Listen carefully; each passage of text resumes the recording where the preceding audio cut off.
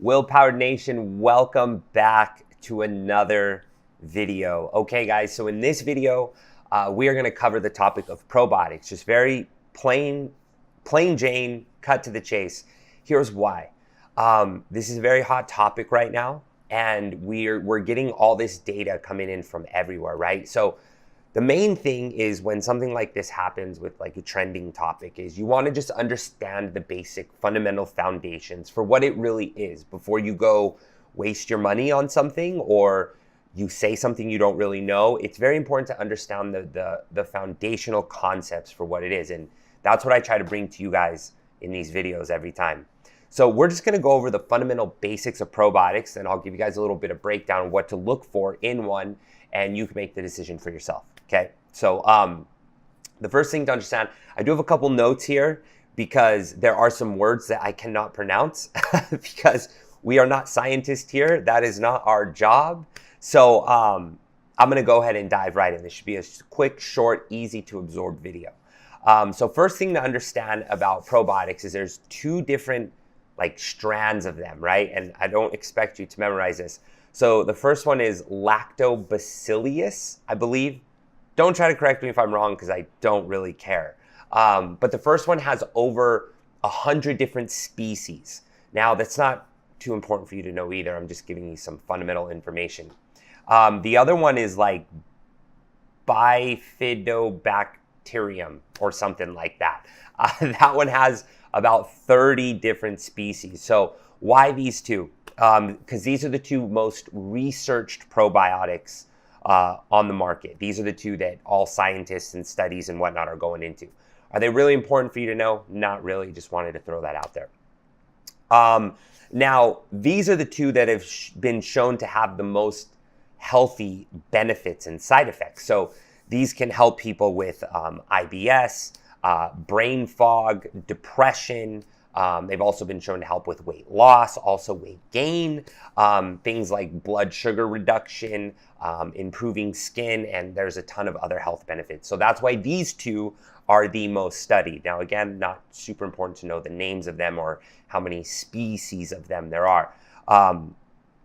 Now, what's important to know is that they don't colonize. So what that means is they don't establish themselves in your gut. They're not there for very long. So when they're there, they exert antibacterial effects. So that means they like clear out infections in the gut, if that makes sense. They're correcting dysbiosis is what they would scientifically call it.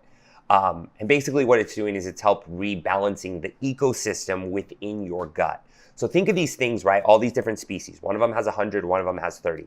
Now they come in, they're not necessarily meant to stay there. They come in and they help the dysbiosis. They help regulate and bring homeostasis to the ecosystem of your gut. And your gut is super valuable and super important, not only to helping to clear some of those symptoms we talked about earlier, people with depression, IBS, weight loss plateaus, gaining blood sugar, skin, things like that. But the gut helps with so many other processes in your body that are super important to all the things that you're doing. Because odds are if you're watching this, you're doing something with health and fitness, maybe you're working out, you're on a diet, you're concerned about your health. So the important thing to understand about that is your health is correlated to the things you eat, right?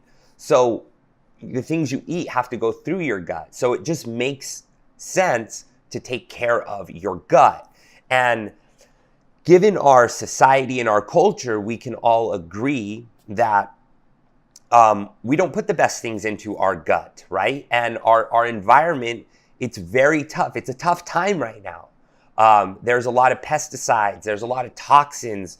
There's a lot of processed things, ingredients that we just don't have the data on yet. I mean, some of this stuff is just coming out now. Some of the stuff we've been eating for 5, 10, 20, 30 years is now showing up in long-term studies of how it's related to this, and it's related to this, and it's related to this, and we're like, oh man, we got to stop. So have you've noticed it's confusing? There's all these different pivots in the market. do this. No. Now do this. Now do this cleanse. Now do this, because all this stuff is coming out about the things that we've been eating for so long. So if you clear all that noise away and just think, okay, I gotta eat no matter what my lifestyle is, right? We're all in different environments. We all have different stress levels. We're all on a different journey, a different mission, but we all gotta eat. We all gotta train, we all gotta exercise. So that food is a central hub for our life, for our survival, and for the life that we're trying to create. So it would only make sense that that food goes into the gut. So we should probably take care of our gut, right? So this is the first step in doing that. And a probiotic is a supplement that you would take, because these don't necessarily, like we had talked about, they don't, what the term they use is colonize. So they don't stay there and hang out for a long period of time, but the studies have shown all the positive benefits that they will do in your gut to help rebalance the ecosystem of your gut. That's all you have to know, is that probiotics are short-term, they don't stay there forever, and they are designed to help rebalance the homeostasis of your gut. Because if that holds true, then your gut can do better things, like it can digest food better, it can handle infections, and it's also directly correlated to your immune system, so it can enhance your immune system. We can't be sick. That just detours everything. So the immune system, digestion, absorption of macros and micros, vitamins, minerals, proteins, carbs, fats, everything that you're required to do to get you to your goal, it has to bypass the gut. So it just makes sense to take care of the gut. And it probably also makes sense why people run into so many plateaus or have so many health issues and nobody can ever identify it. Well, it all goes back to the gut, okay? So back to the probiotic thing. That's why it's important to understand just the foundation, okay? So remember that. Probiotics are short-lived. They do not colonize in your gut. They are there to rebalance and reestablish homeostasis within your gut, aka the ecosystem, because it's alive, it's got bacteria, all this weird stuff, things I can't pronounce. So why is that important? Well, it's important because a probiotic is a product. So it's, now that you understand that, you will know that this product, whatever it is that you choose to take, needs to be taken with consistency over time, because this isn't going to be a short-lived thing. This isn't going to be a take a pill and all of a sudden I feel better. It's not how it works. It's got to get in there, it's got to adapt, it's got to adjust, it's got to see what's going on, and it's got to be consistent over time. So a probiotic is something that you better be investing in for the long term if you want to truly see the health benefits that can arise from them. Now, obviously, you want to do this in conjunction with a healthy diet and exercise and lower amounts of stress. Now, here's where I'm going to get in for some different products. So we know that there's a ton of different probiotics on the market, right? So how do you choose one? Well, what we've learned, if you haven't watched, go to our Facebook Live. It is on my personal page. I did one with Brianna Owen. She's more so the expert in this stuff. And we did a breakdown of 3 different products, how to choose different products for you. And what we've come to realize is products are meant for different people. There's some products that are meant for one person and some for another. And let me give you an example so this will make sense. Some people have a lot of gut issues, candida overgrowth. They have issues with gluten, grains, dairy, low immunity. There's just some issues, some lingering long-term issues that people have. So they're going to need a more powerful probiotic, something that's very powerful, very potent, and probably very expensive until it balances out, and then they can get on something less expensive that is not as powerful for long-term maintenance, right? Because you got to be realistic with this stuff. Probiotics are expensive, guys. Like, let's be real, they are. So if you don't have issues, then you're better off taking a more reasonably priced, good quality that you can sustain for a long period of time that is very versatile. Versus if you have gut issues, you may need something that's a little more powerful. So I know a lot of our viewers on this are in the company Isagenix. So what I wanted to do was just give you an example of a product, the breakdown. So I'm going to use Isagenix as an example. They have a product called IsaBiome. It's a new product that they just launched. It's a probiotic. Now, I'm not going to go into pros and cons, because pros and cons don't necessarily exist, because it depends on the person, right? let me give you an example. Go back to what I said earlier. If somebody is in dire need of gut rebalancing because they have all these issues, they're eating these foods that are just causing severe pain and chronic issues for them, then they may take IsaBiome and it doesn't do anything.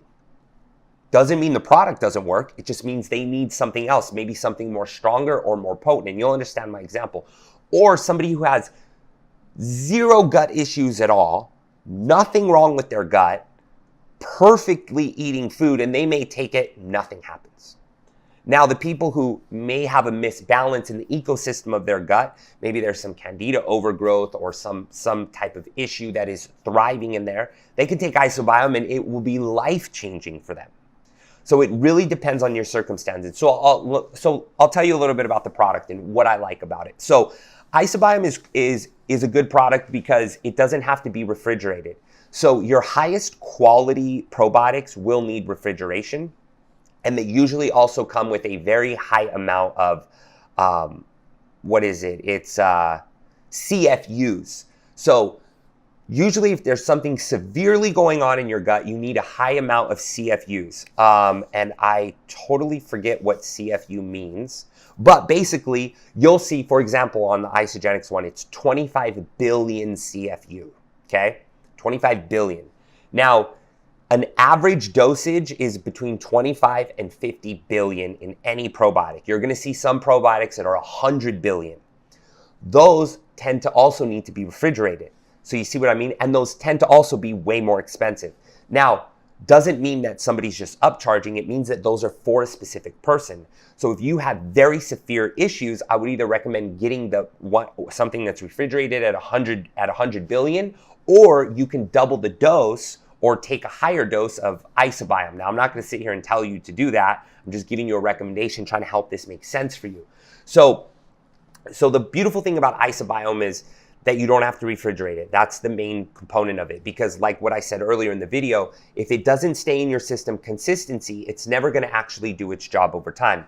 So some people don't have the convenience in their environment to be able to take a probiotic that's coming straight from their fridge, take it as a pill every single morning. Some people travel a lot. Some people just don't do it in the morning and they need to do it in the middle of the day. They forget every morning. So something that doesn't have to be refrigerated is very nice for convenience and especially nice for traveling. So, you got to think outside the box here. You could have IsaBiome for when you travel if you have severe issues, and something else more powerful for when you're not. Or if you don't have something severely wrong with you, you can just take IsaBiome in its recommended dosage. Does that kind of make sense? It's a very good product.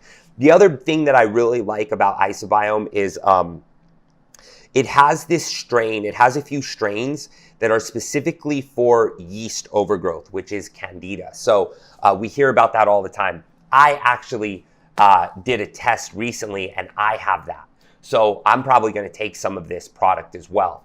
But a lot of people have it. It's a common thing in our society. So I like that they put a lot, whatever the strain is or whatever the yeast stuff is. I don't know too much. But whatever they put in there, they've made it for that specific reason.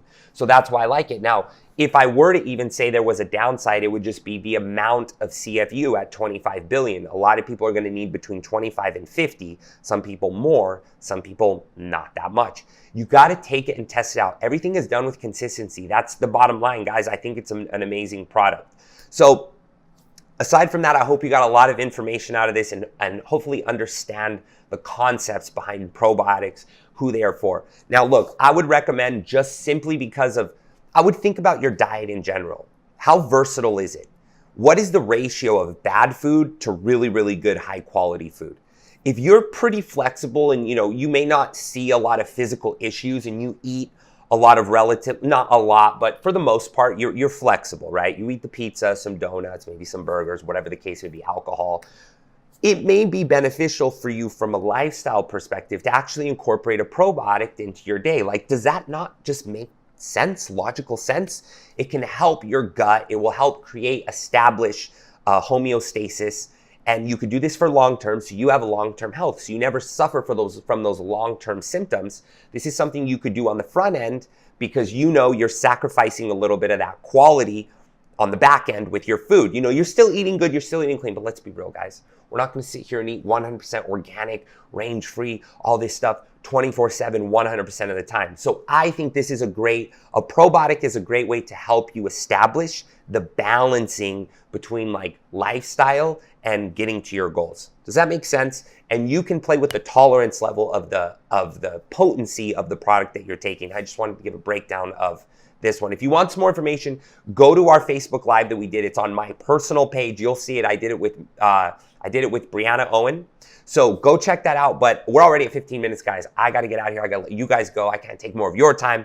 Make sure you bring people into Willpowered Nation, our Facebook group. If you want to comment on this video and you're watching it in the email, make sure that you go to the Facebook group to comment, mention me in the comment or Brianna Owen, and we will answer any questions that you have. That is our promise to you. If you mention us in a comment, we will answer. That is the value that we bring to you. And if you're watching this in the group and you would like to see this video come to your email, make sure you sign up on our email list because we send all this stuff out via email every Friday morning. Other than that, guys, I'm going to let you guys go. Thank you. I had a great time with this video. Love to learn about probiotics, and I hope you got a lot of value out of it. I'll see you guys in the group.